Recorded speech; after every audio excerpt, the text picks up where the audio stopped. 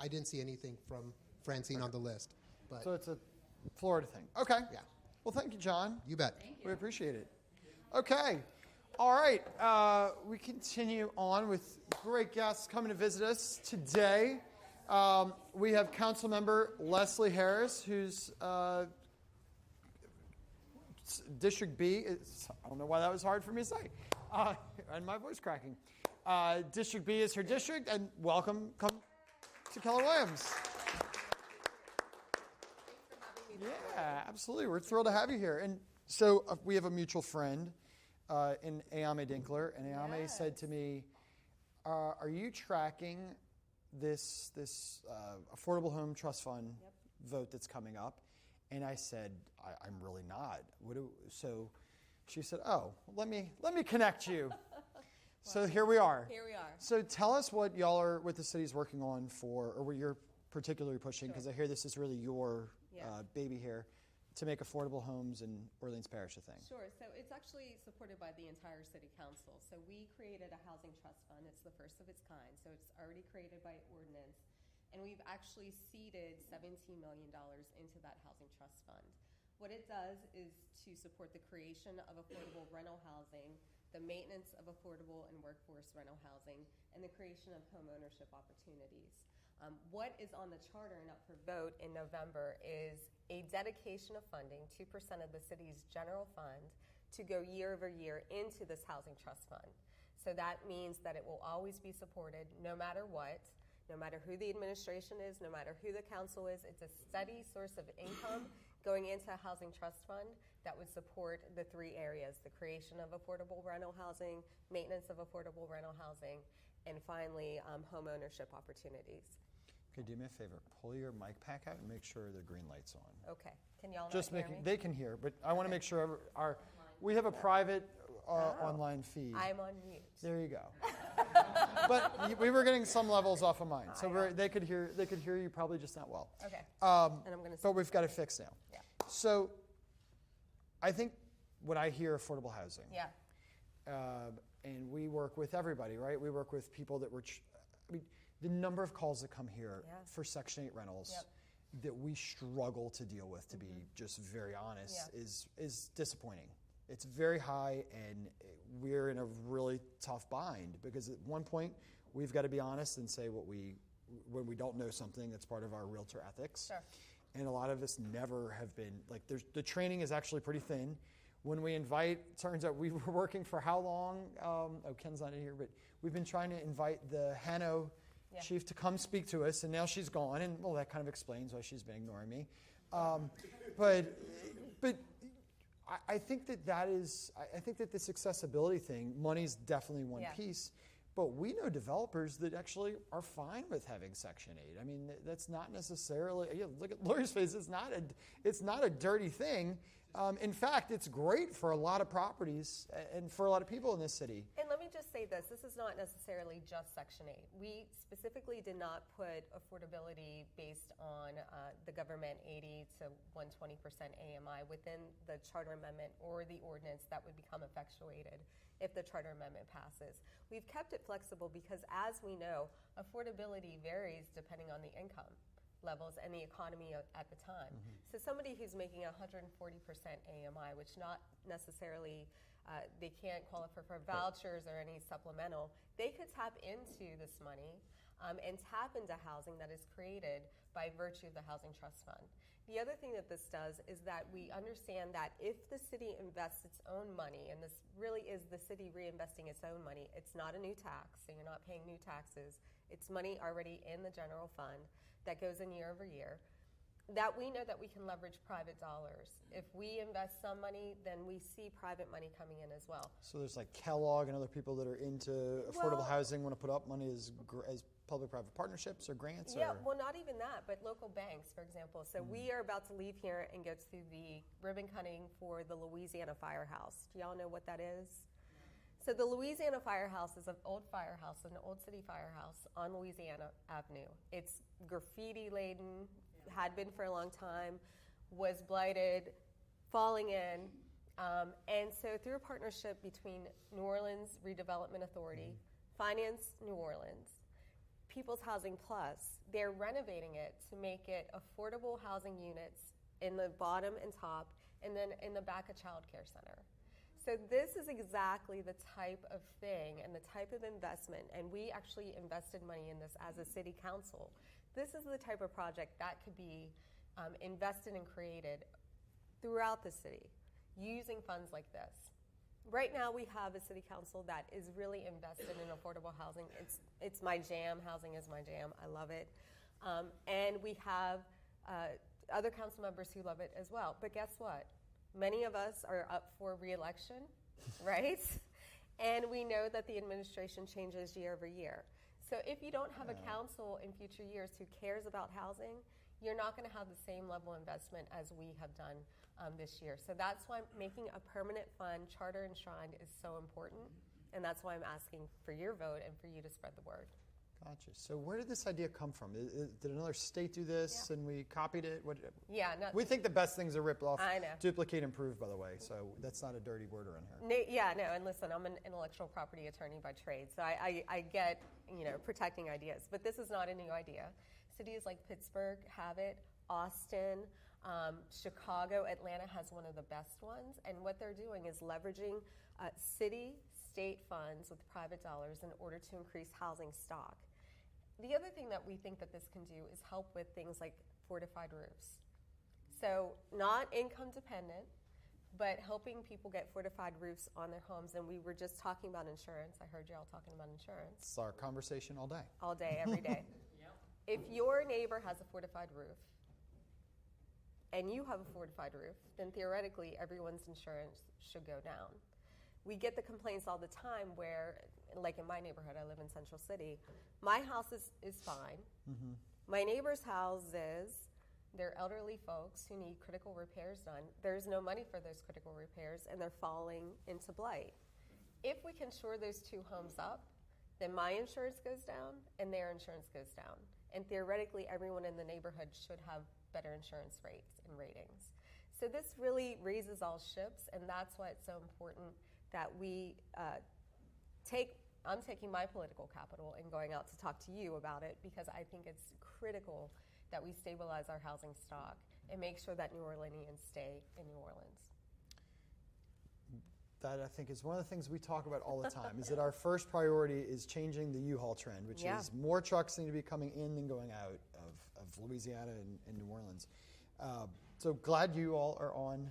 We talked to Royce Duplessis. Yeah. We're like, where was that conversation in the last legislative session? He was sad to tell us that it was not discussed hardly at all. So I'm glad that's a big focus for you all. I guess so I think there's developers also that say, okay, the devil's always in the details. Yep. And when we get into the details of this plan, it seems like you all have left it wide open for a lot of decisions later down the road. You're not kind of tying yourself to you're not moored to any specific agenda or way this is being spent. So we are in many ways. So there are 3 priority areas, which I already discussed: creation of affordable workforce rental housing, maintenance of affordable workforce rental housing, creation of home ownership opportunities.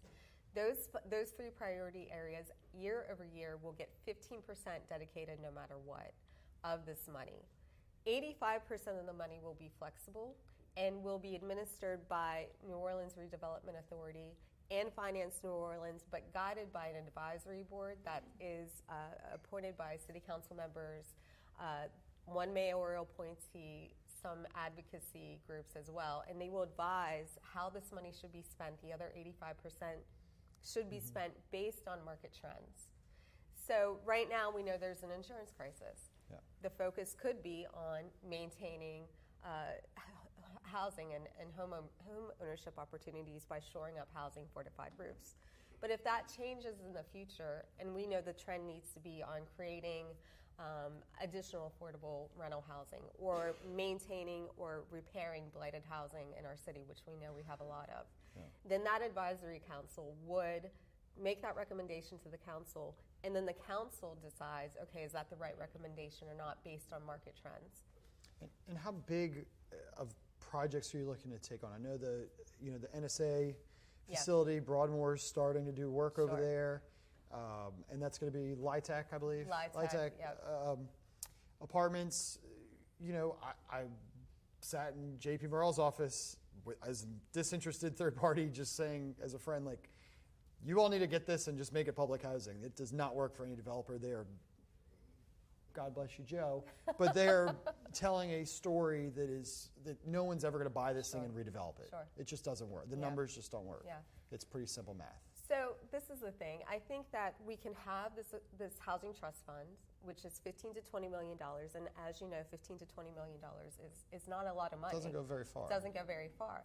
It goes far for smaller projects.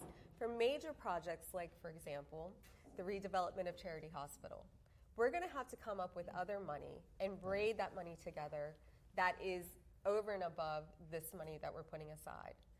But that means that there is this pool of money for smaller developments, for smaller projects, while we focus on bigger projects and allocating money specifically for those projects. We all know that Charity Hospital needs to be redeveloped. We all know that the way to do that is not just through private funding. Thank you, Tulane, for stepping up, but guess what? There's a $10 million gap, is my understanding. If we took the Housing Trust Fund money and just funded charity, then that would leave no room for the smaller projects that, like the Louisiana Firehouse. So the 2% is a 2% baseline. That doesn't mean that councils in the future, this council can't go above and beyond funding affordable housing opportunities. But we do need that baseline. We do need to have a steady stream of income that private entities can rely on in order to build upon. And we need to have skin in the game as New Orleanians. Again, this is not new tax money. It's our money. And if we are concerned with keeping our people here and attracting new people to housing opportunities, then this is the way to do it. So one of the issues the flags I carry is I think that we've got some zoning challenges. Yep, always. And you mentioned some cities that have big problems with affordable housing. Yep. But one of the things they have is they've gone vertical. Yep. And as a result, they've taken air and they've monetized it for property taxes. And we've just made a decision that, hey, above 45 to 65 feet, like, we're just not going to take that property tax anywhere for the most part, except for a few very small parts of the city. You can get a conditional use and you can go to the BZA for a height variance. We've taken a field trip to a city council meeting this year, haven't we? To watch how crazy these things are. Yes. And that lovely gentleman that's there every single time. And Michael Burnside and all the comments. And you are amazing, by the way. Like, watching you just deal with, I've been to a number of these, but watching you, like, be respectful when I would want to use very foul language to some of these people. So well done. That's big of you. You're better than me for sure in that regard. But that's not an easy process. Yeah. When developers, I'm selling a piece of property at Algiers Point, and thank God that has great zoning. Yeah. And still, it's impossible. It's very difficult to sell. Yeah. And I can't imagine if every developer that's looked at it has mostly run away, but the only ones that have stuck around have said, if this wasn't by right and I had to go through that, there's no way I would take the risk of putting down $2 million, $3 million, $4 million just up front, just to get this thing, and then to have to go roll the dice on that process. So what are we doing there? We've had some wins. For example, my office spearheaded the sort of dwelling over commercial use. So now that if you're building a building, you can build commercial on bottom and have dwelling on top. Some council members have objected to that in their particular districts.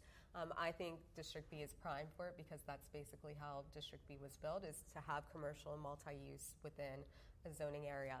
We're also looking at the FLUME, the future land use map right now, and so we'll have hearings on that and look at different zoning, and some zoning will change there. But I agree that we need to look at building vertical, and I think the conditional use process could be streamlined in many ways. For the dwelling above commercial, we are trying to expedite that process so it doesn't take such a long time, because we know that people who want to do this lose money, because I know time kills deals, right? Y'all talk about that all the time. Or a quick no is better than a long yes. Yeah. And either one is not going to happen. Is a no, right? Because we see insurance prices go up, we see cost of goods go up. So as a city council person in my office, what I try to do, I don't know if any of you have worked with Liz Holman in my office or Allison, We try to get zoning stuff done quickly. I don't drag it out unless there's opposition from the neighbors, and I have to say to the developer or the person, go back to your neighbors and get them on board. And then we can go from, sometimes people want that delay to get their neighbors on board, because the worst thing that you could have is construction where people are complaining about it nonstop. Yeah. So we make quick zoning decisions, so we understand that it requires quickness in order to get a deal done. So I'll pick on Councilmember Giarrusso real quick, because it's sure. not his district. This is his district. Well, right. We're in his district, and you don't have to to defend him. Yeah. But I think a perfect example of unintended consequences of improper zoning is on Claiborne, which is a state route, across from a level 1 research university and Loyola, and in just about any other city, there would be top-notch condo buildings for students. Who want a private option to be off campus. But we don't allow that zoning-wise. So we've got a very historic Shell station there, and car wash, and Blockbuster, and Wingstop, and UPS. I love that. yeah, I'm not saying these aren't useful to have around, but that's not highest and best use there at all, right? And it's not doing more for the neighborhood. And then what do we have? Then we have a developer who we're definitely not going to defend that comes into this neighborhood and starts with the whole making houses dormitories. Well, why was that? It was because the market was calling for something. Sure. And then the city has to then legislate again with a product that really, IZDs were never meant, in my reading of the rules, to start putting a parking restriction that very almost spread across to Lakeview. Yeah. And luckily common sense prevailed a little bit, but we still have we still are using IZDs in ways that I don't know that are. I'm a fan of an IZD, especially. I know, and that's why I brought it up to you. Thanks. So especially when we see things like Brown's Dairy pop up, where it really took, and we can get into Brown's Dairy, it took a lot of land and made them into non-permanent housing for people who are coming as tourists. And what was the zoning of Brown's Dairy before? It was industrial. M1. Yeah, industrial. It was M1, the highest, the most intensive zoning use we could possibly have. Yeah, listen, I get it. But at the same time, I think that there's a moral imperative, right, versus a money imperative, and really looking at the market to see what we need. That easily could have been a mixed-use situation where there's both housing and short-term rentals, and that, I think, would have been a better use than just having housing that is there for weekend use. Well, that was not the developer's first plan. I know. The first group sold because they didn't like the way they were being The first group treated. sold, right? Not by me. I wasn't trying to say you. Not by but me. I think this is really important because I think the morality thing, I don't want to use that like a shield, and I want to be fair, but at the same time, that was an industrial site that I just think in 2024 in America, like if you buy a site, it's got this zoning, we shouldn't like pull the football from you, and say we're not going to do it this way. And I think the first developer had the best idea, and we lost them. And we lost them because it was a matter of like. And then we got people that wanted to put like Airbnbs everywhere, and cheap housing, and not that is going to fall down. Not additive. That's going to fall down in 15 years. I mean, like, let's be real about what it is. But we legislated into that. Is my feeling on it. What do you? Again, I did not. No, I know. I'm not trying to come off as attacking here. I think that I want you to give the other side though. Yeah. But I think that could have easily been a moneymaker where there's both, and this is the way that I think short-term rentals should work, that short-term rentals are really in commercial corridors, that could have been a good prime place for doing a mixed neighborhood where you have long-term tenants, and maybe long-term tenants who have the ability to rent out the other side of their double, right? I think that the density restriction that was put on that area by the former council person is what killed that deal. There could be more density, and you could have the situation where a young teacher, a young mother builds a double, lives in part of it, rents out the other, and has income to supplement her life and her children's lives. That would have been, for me, the highest and best use of that property. And hey, if we wanted to intersperse some single STRs in there, fine. But that's not what happened. Right now, we literally have a neighborhood. We have 2 blocks of borough houses that are inhabited over the weekend and empty during the week. And that just does not sustain a neighborhood. No,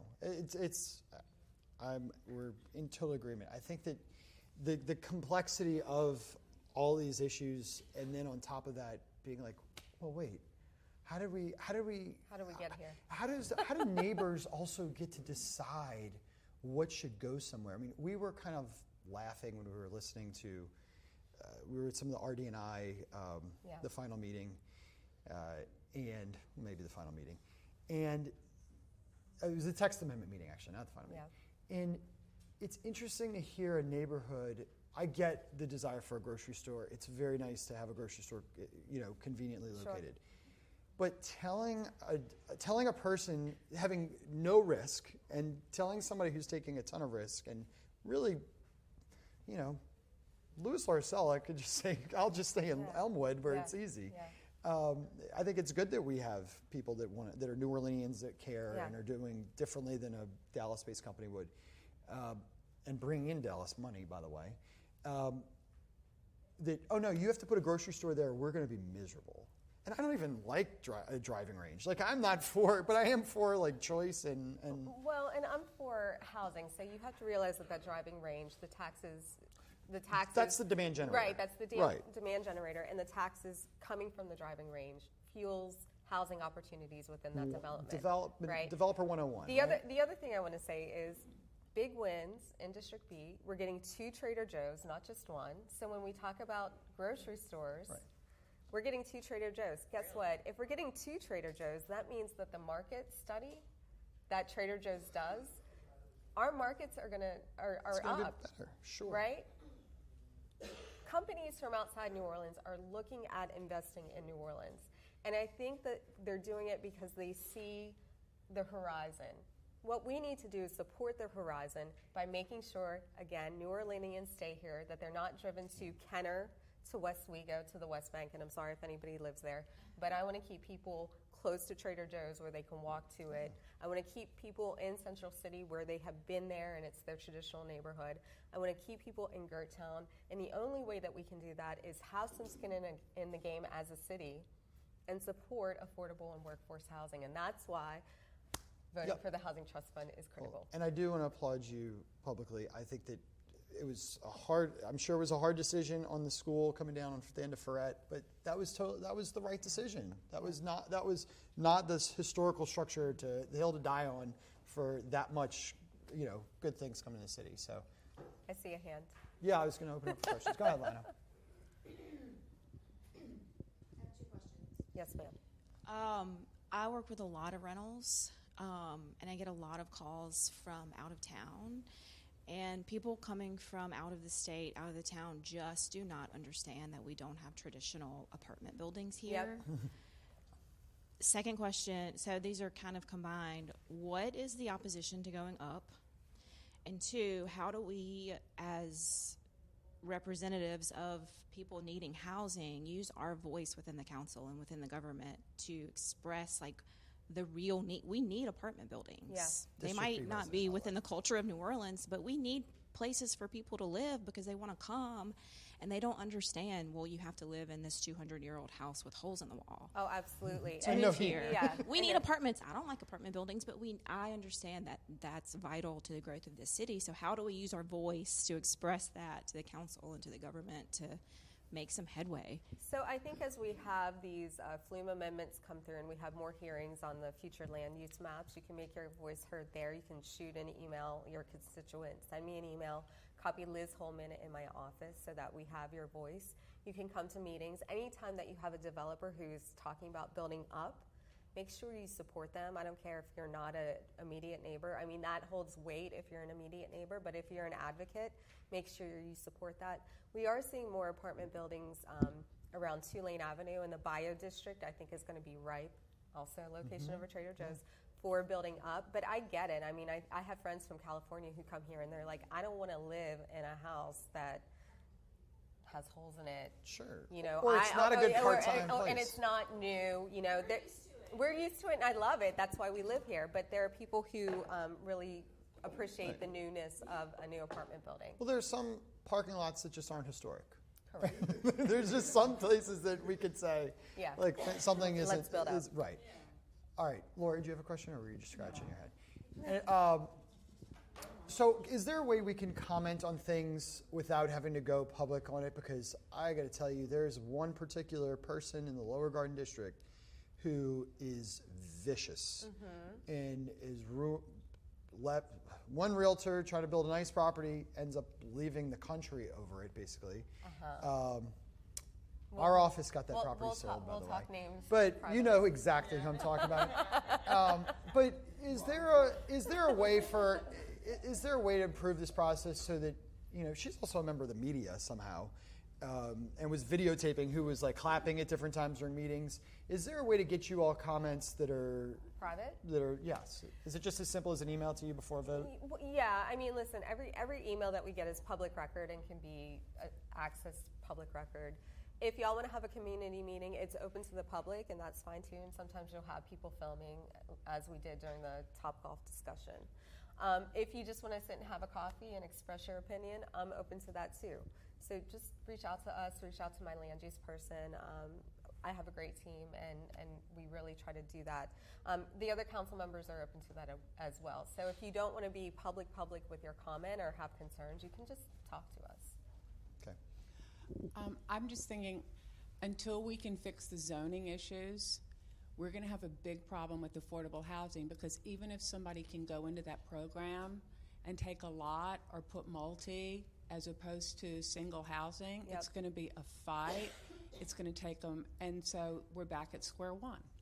I totally get what you're doing, but I see the disconnect of the lay of the land here. So, again, one of the things that my office took on was small multifamily, where you can build multiple. It's basically building two doubles on a lot that it can accommodate it. So small multifamily. Some of the council members, again, don't want that in their districts, and there's opposition because of NIMBYism and other things. District B is prime for it. We have the space for it, and we have the traditional buildings that look like that, where there are multiple doubles on a lot that can accommodate that. But I agree with you. I think we need to take a look at zoning, but we can't kill the good for something that needs to happen in the future. We are prime for this charter amendment. We have projects in the queue that could benefit from it. I'm telling you, the Louisiana Firehouse, if y'all want to leave here and come to that press conference, you will see what it looks like.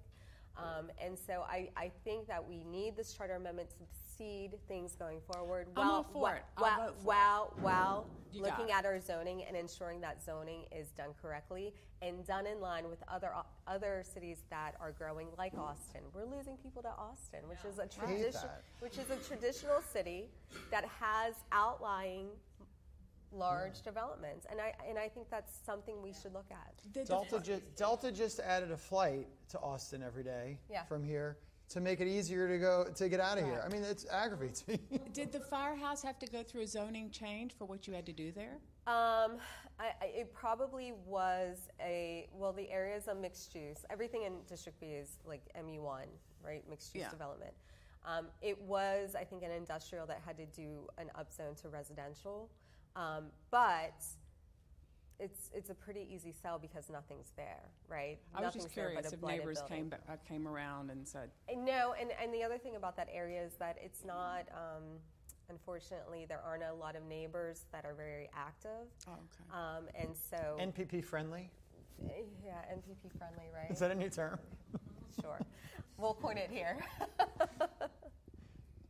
Go ahead, Guy. All right, couple of questions.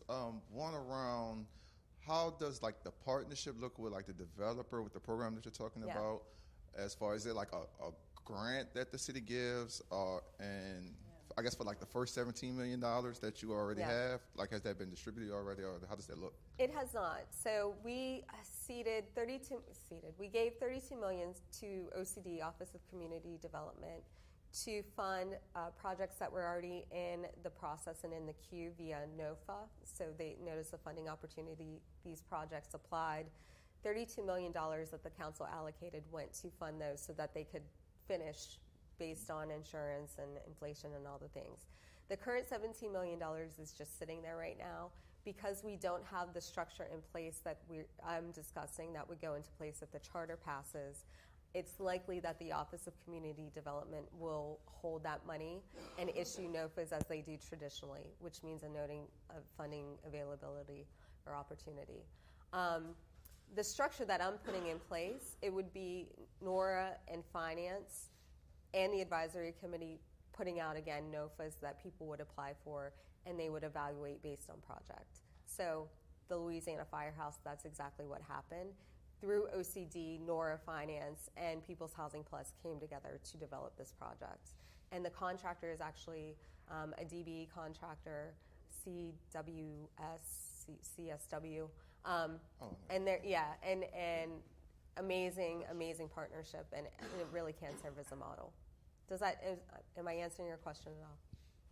Kind of. All right. Okay. So, are you saying how do we get it? How do we connect Yeah, people to yeah, this money? yeah. How do you get access? How do you find out more No, no, details? but yeah. I'm sorry. Yeah, how do you get more details about the program? And how do you get Translate access to realtor. that? Sure. Yeah. How do we put our clients in it with you guys? I got it. So, Lauren, what is the website? It's yestonolahousing.com, not yestonolahousing.com. I always get Org and Gov confused. There will be more details in an FAQ there. And ultimately, what we will have to do is once the charter amendment passes, we have an ordinance that will be triggered, and then we will have to get a CEA with Nora and Finance to get all these details knocked out. But it likely will be through a notice of funding availability that a contractor can get access to these funds. Okay. Sounds good. So I have a question, and ma'am. I think it's awesome that we redeveloped property that has been, which the city is known for blighted property. Yep. So with all the New Orleans properties that we know that the city owns that are blighted, Yep. and they're just letting them go, are there cues for any more of these properties to be developed towards affordable housing instead of just letting them just sit there and just keep on rotting away? Yeah, no, I agree with you, and it's my biggest pet peeve is that the city is letting many of its own properties deteriorate. We work in a building that literally is falling down around us. Ceiling is falling down on our heads. Do you ride the elevator? I'm scared to, but yeah, because I wear heels because I'm very short. Nora has a stock of properties that are city-owned properties. Nora believes that with this money, they can do more redevelopment, like the Louisiana Firehouse and like some other properties that they're developing. One is on off of Esplanade and Henriette DeLille that they're developing through a public-private partnership using some city funding as well. That lot is city-owned property. But there are many blighted buildings owned by the school board. The school has so many schools that could be redeveloped into beautiful housing. We see the Leona Tate building, and there are some other schoolhouses that have been built, rehabilitated into senior housing and affordable housing. So if we can get our hands on those buildings and use some of this money, seed money, again, it's $15 to $20 million. We're not talking about the universe. I would like to have more money, but whatever. This is seed money that we can just couple, and it can get us going. And if we know that this is a steady stream of money, then we know private investment will follow, and we can cure some of the blight. The worst thing that I've seen is code enforcement is doing a great job on knocking down some of these buildings, but some of these buildings are historic buildings where I have to say, please go with PRC and take down the ornamental items out of the building before you demolish it, because what we would hate to do is lose those materials, those historic materials, for a building that's been blighted since Katrina. Yeah. Well, we'd love to. I am impressed that y'all are taking on this future land use issue. I'm shocked you want to take this fight on. I appreciate the fortitude on it, though, because that's a big deal. Yeah. I don't think you all have to do that. And like you said, a lot of people are up for re-election. I would urge you to send a group here, because I think we could give you a good room of people that could explain some challenges we've had, like on the ground. Yeah, I'd love to hear in the that. trenches. But thank you so much for coming. I really appreciate it. Thanks for all you're doing for the city. Thank It's you. great to have a great council.